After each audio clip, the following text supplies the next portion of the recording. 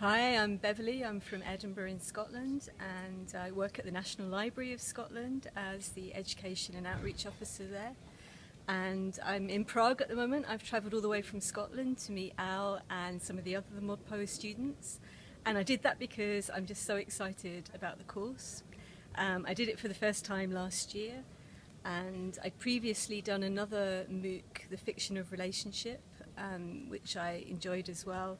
But ModPo, I think, is just in a league of its own, partly because the sense of community. I think there's a huge number of people who are all so excited about poetry, all engaged in what they're doing, and there's a momentum that just drives it forward all the time, and you feel like you're really part of something, and it's just reignited my love of poetry. I loved poetry when I was growing up, when I was at school, but then it hasn't really been part of my life for about 20 years, and doing this is just, well, it's made me aware of American poetry, which I didn't know much about before, and it's just made me want to write poetry as well, which I've done over the last year, and I'm doing the course again for a second time now. I'm getting more out of it this time, I think, just rereading some of the poems that I loved last year, and it's like finding old friends.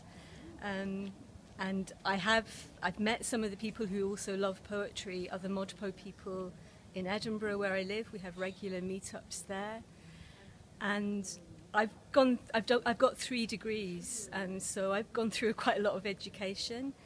But this is really, I have to say, the first time where I've felt engaged, where people know who I am, where I've been so engaged and where it's been interactive. I didn't really find that from my other face-to-face tuition in other universities.